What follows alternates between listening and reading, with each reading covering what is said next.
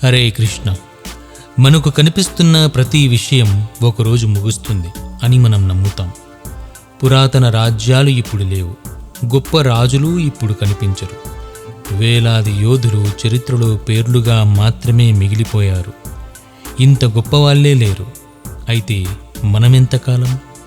మనం చుట్టూ చూసిన ప్రతీదీ మారుతోంది, మాయమవుతోంది, ముగుస్తోంది. కానీ ఒక్క ప్రశ్న మనస్సులో మెదులుతోంది: నిజంగా అన్నీ ముగుస్తాయా? ఏదైనా శాశ్వతమా?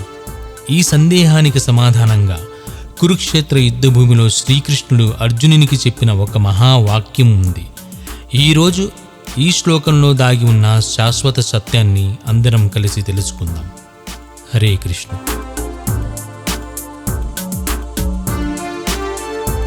హరే కృష్ణ. ముందుగా మనం శ్లోకం ఎలా పలకాలో తెలుసుకుందాం. ఈ శ్లోకం పలకడానికి చాలా సులభంగా ఉంది. నత్వేవాహం నత్వేవాహం నత్వేవాహం నత్వేవాహం జాతునాసం జాతునాసం జాతునాసం జాతునాసం. ఇప్పుడు రెండు పదాలు కలిపి చెప్పుకుందాం. నత్వేవాహం జాతునాసం నత్వేవాహం జాతునాసం. నత్వం నేమే నత్వం నేమే నత్వం నేమే నత్వం నేమే. జనాధిపాః జనాధిపాః జనాధిపాః జనాధిపాః. ఇప్పుడు రెండు పదాలు కలిపి చెప్పుకుందాం.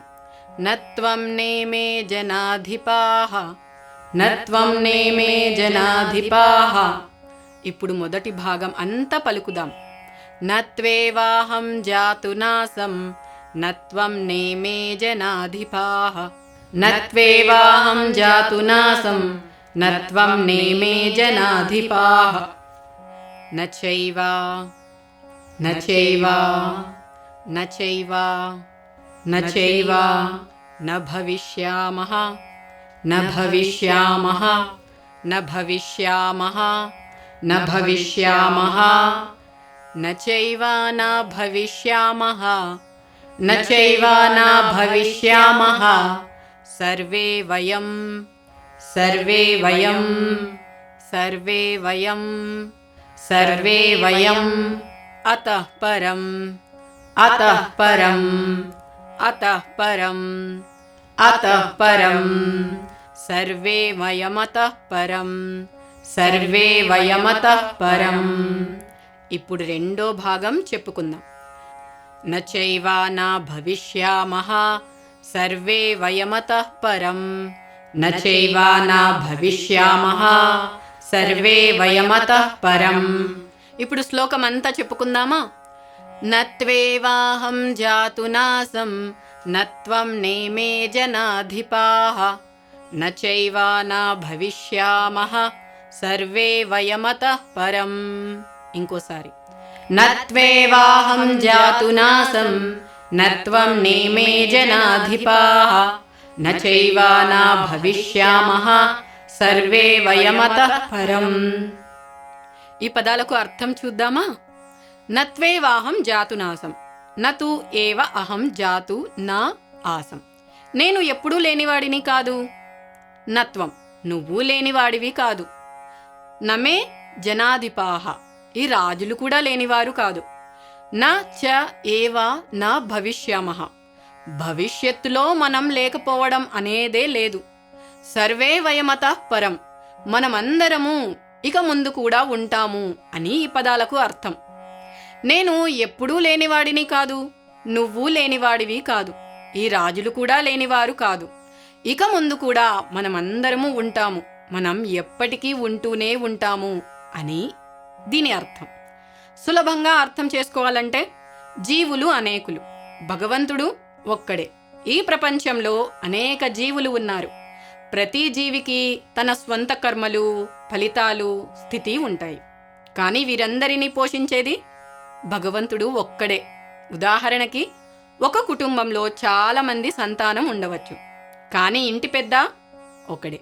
భగవంతుడు మనమందరం అనుకున్నట్లు ఎక్కడో దూరంలో మాత్రమే ఉండడు. ప్రతి జీవి హృదయంలో పరమాత్మగా ఉంటాడు. ఇలాగా లోపల బయట కూడా భగవంతుణ్ణి తెలుసుకోగలిగిన సాధు పురుషులు మాత్రమే శాశ్వతమైన శాంతిని కలిగి ఉంటారు. మనమంతా నిత్యమైన ఆత్మలం, భగవంతుని అంశలం. అర్జునునికి చెప్పిన సత్యం ఏమిటంటే, నీవు నిత్యుడవి, నేను నిత్యుడిని. కురుక్షేత్రంలో ఇక్కడ చుట్టూ ఉన్న ఈ రాజులు అందరూ కూడా ఎప్పుడూ కూడా ఉంటాం. ముగిసిపోయే వాళ్ళము కాదు. దేహం మారుతుంది, కానీ మనం ఎప్పటికీ నశించం అని భగవంతుడు అయిన శ్రీకృష్ణ భగవానుడు చెబుతున్నారు. అంటే మనమందరం భూత వర్తమాన భవిష్యత్తులో కూడా ఉంటూనే ఉంటాము. మనం శరీరం కాదు, ఆత్మ. ఆత్మ నిత్యమైనది. దేవుడు మన హృదయంలోనే ఉన్నాడు. భగవంతుడు మరియు జీవులు ఇద్దరికీ వ్యక్తిత్వం శాశ్వతమే. అది భవిష్యత్తులో కూడా నశించదు. భగవంతుడు సర్వశక్తిమంతుడు. ఈ మాట ఉపనిషత్తులో కూడా స్పష్టంగా చెబుతున్నాయి. ఆయనకు తన వ్యక్తిత్వం ఉంది. జీవులకి కూడా వారి స్వంత వ్యక్తిత్వం ఉంది. ఈ వ్యక్తిత్వం ఎప్పటికీ పోదు, శాశ్వతంగా ఉంటుంది. మోక్షం అంటే మనం దేవుడిలో కలిసిపోయి అంతమైపోవడం, మన వ్యక్తిత్వం పోవడం అలా కాదు.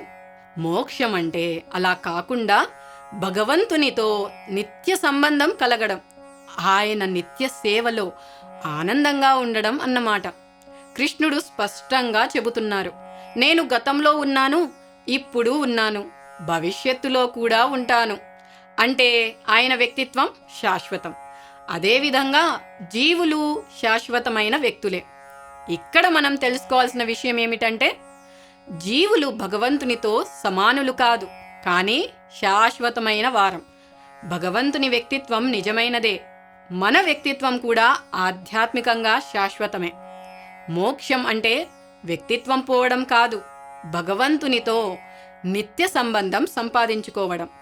నిరాకార బ్రహ్మం కూడా కృష్ణుడి నుంచి వచ్చిందే. అంటే కృష్ణుడు అంతకంటే ఉన్నతుడు అని అర్థం. అందుకే కృష్ణుణ్ణి సాధారణ మనిషిగా భావించడం సరికాదు. ఒకవేళ కృష్ణుడు సాధారణ మానవుడే అయితే మనలో లాగే ఆయనకి కూడా 4 దోషాలు ఉండాలి. అవేంటంటే తప్పులు చేయడం, భ్రమలో ఉండడం, మోసం చేసే అలవాటు, అసంపూర్ణ ఇంద్రియాలు ఉండడం. కానీ కృష్ణుడు దివ్యుడు. అందుకే కృష్ణుడు ఇచ్చిన భగవద్గీత కూడా దివ్య జ్ఞానం. భగవద్గీతకు సమానం లేదు. ఈ గ్రంథం భౌతిక పుస్తకం కాదు. ఇది ఆధ్యాత్మిక సత్యాన్ని చెప్పే శాశ్వత శాస్త్రం. ఎందుకు కొంతమందికి భగవద్గీత అర్థం కాదు అంటే, ఎవరికైతే కృష్ణుడిపై అసూయ ఉంటుందో లేదా అవిశ్వాసం ఉంటుందో వాళ్ళకి గీత సత్యం అర్థం కాదు. తేనె సీసా మూత తీయకుండా రుచి చూసినట్లే. తేనె సీసా మూత తీస్తేనే రుచి తెలుస్తుంది. అలాగే భక్తితో శ్రద్ధతో గీత చదివితేనే మెల్లిమెల్లిగా అర్థం తెలుస్తుంది. అందుకే భగవద్గీత కూడా సాధారణ పుస్తకం కాదు. ఇది దివ్య జ్ఞాన గ్రంథం.